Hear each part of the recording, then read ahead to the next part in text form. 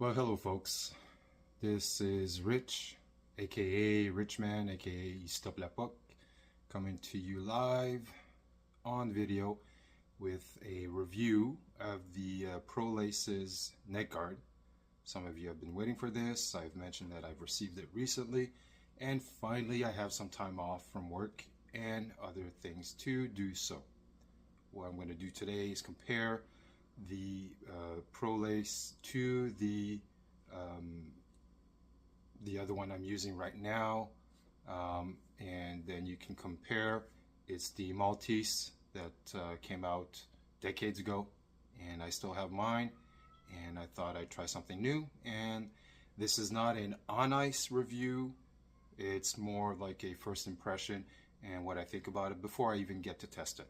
Okay, so here we go. And for any of you who wonder, I don't have any skills on computers to do editing and whatnot, so this is a live review. It's raw. Whatever happens, happens. Enjoy, get a laugh, and then whatever comments you want to put below, just go ahead and have fun. Okay, so here we go. This is what I've been using.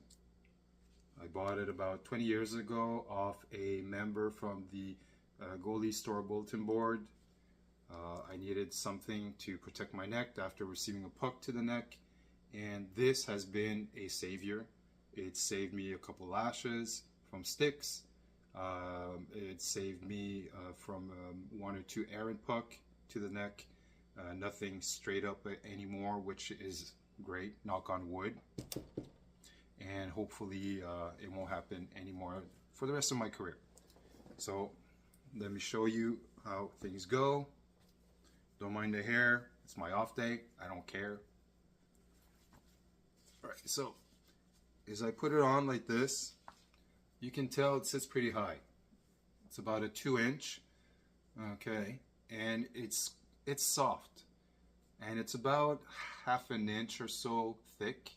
I don't have the exact measure, but it's fairly flexible, comfortable. I don't sweat in it too much. It's not too tight. I adjusted the Velcro in the back for my neck size, and you can see the clavicle part doesn't come down as far and as wide as some of you on the market, which is great because honestly, I rarely get shots here, and when I do, I normally protect myself. I don't have issues with it, but it's good to know that it's there just in case. Okay, so you can see from the sides, I can still move up and down, turn around.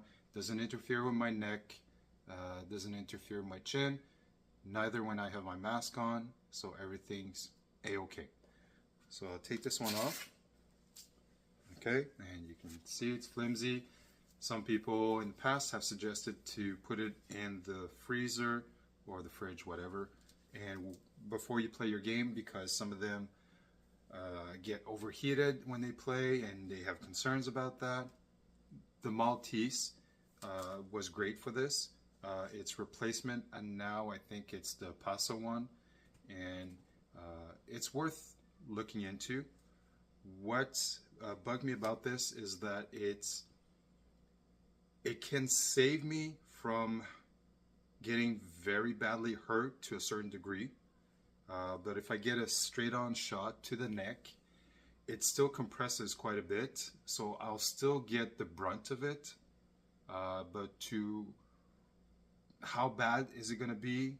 Am I going to get a crushed larynx or anything like that? I don't know. I hope I never find out. I don't know. So a lot of you have been looking into Kova, which is now the new standard gold neck guard out there for some of you. I haven't seen one live. I don't know how they are. I've read the reviews, I've seen the pics. It looks nice, it looks massive, and some of you have a hard time getting used to those thick, rigid ones. I understand why. Not having worn one, I can't comment on that much. So here I go, okay, with the neck guard from Pro Lace. Now, when I got it, I was amazed how light it is. Okay, I got the regular one, not the thick plastic one. I didn't think I needed all that extra, given that I protect myself well. I don't play against pros, so you know, the odd junior midget kid that comes along and tries to hit one up will usually aim at the corners or where the holes are, as opposed to your regular beer league who doesn't know where to aim whatsoever.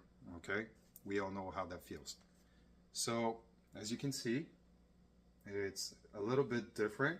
It comes into an angle versus the Maltese, which is basically a rectangle. It's got flex points, which I like because I don't want something that's going to either sit straight down on me and be pointless, because then the neck protection is facing down rather than ahead with the puck. So there's a lot of flex there. It can get more flexible with time, I'm sure. Okay. The elastic, it's kind of like Kova. It sits behind your neck. Brown were like this too. It doesn't hold too tightly, so it gives it enough room for you to move around and not feel choked up. Okay. Some of you have complained seeing in some pics where there's a middle stitch here. Well, guess what? There's no stitch in the middle. Okay, it's one whole piece. The stitch is on the side so as it can flex. For those of you who have massive bull necks, you know, for the 18, 19 inch necks, I'm sure this is going to come in handy if you wear it tight, but I don't think you could or should wear it tight, honestly. You want it to sit comfortably and give you all the mobility you need. So as I take this off and put it on, okay, and I just put it on the side. There we go. So imagine if I have my chest pad on. Chest pad's going to be here. I like that it doesn't cover too much room, so it won't lift my shoulders off my chest pad too high and get in the way. Something I don't like. I want mobility when I have a chest pad on, and it falls in the right places. It covers my clavicle pretty well, covers my esophagus or whatever part this is, I forgot right now. And it sits about, I took the 1.5 inch, so you can tell it sits about halfway to what the other one is. It's just underneath my my Adam's apple, okay? So if I wear my chest pad, it's going to sit high enough that with my chin cup, my mask chin, okay, it's going to give me ample protection. So it's, imagine almost the width of a puck, okay? It's going to be just enough that if the puck ramps up off a blade or my gear or a shin pad of some player or whatever, it's going to hit me up here. It won't necessarily hit me in the throat. As I put my chin down, it closes off everything, but I'm not choking, okay? So that's great. And you can see a lot of mobility and flex as well. It won't take much time to break in, okay? So going back to the details of the whole thing, Velcro on the side, same thing on the other side. The elastic's about 1 inch wide, just enough. Don't need more than that. It's not cumbersome or anything. It won't get in your way. Okay. So excuse me while I put my hat on. Yeah, just grab a drink here.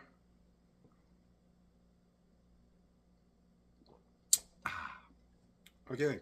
So what surprised me, aside from how light it is I thought it would be thicker.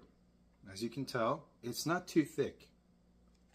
It's not too thick at all, okay? It's, when I asked about what kind of material is in it, it's a high impact foam. Yes, I can understand that it can take a good shot, but it's not thick like you would find in your mask, goalie mask, okay? So for those of you who have the old 960s, how thick that foam is, that or yellowish foam. I thought that would be something like that, but it's not. In a way, it's a good thing because then it gives it the flexibility you want without exaggerating. But on the other side, if you play high level, I would consider ordering the one which has the extra protection with the plastic inserts. I'm sure it's something I would like to try eventually if I like the design of this and it feels great when I play with it. Because for my level right now, at my age, this is ample. But if I were to play, say, in a B plus or A group, I might consider adding a professional one just to be safe. Okay, and if anything else, I probably would add a little bit of thickness here, just underneath here. Okay, for the shots that hit you between the collar of your chest pad and your neck, but it's relative to your needs. It's not something that should or whatever. It's not that important. I just think that maybe it could be a plus. One thing that I'm concerned about, the backing.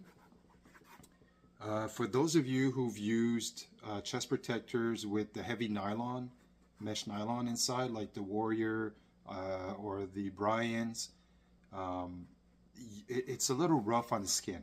Luckily, I wear a shirt underneath when I put my chest pad on and play hockey. I don't wear a turtleneck or a ANSI, a cut resistant neck guard. I just wear a neck protector and my chest pad. The material is quite different from the Maltese, which is a softer nylon, more like wearing a polyester shirt around your neck. This one is a little bit more rough. Okay, how comfortable is it going to be when I'm sweating? If it moves around, am I going to get irritated or anything like that?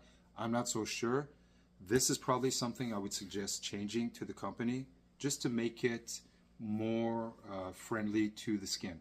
Some of you who have sensitive skin or who have psoriasis or stuff like that, skin conditions, this might be a killer deal. Like, it might make it or break it. Okay, that's what I'm trying to say. Pardon my French. So this is the off-ice review. First impressions. It resembles the brown neck guard quite a bit. Not as thick, and I'm hoping it's going to do its job. I'm hoping I'm going to like it. It wasn't too expensive. For those of you who can't necessarily afford the Kova, not knocking it down or anything, but if it's too expensive for you, as it was for me, this could be a good alternative.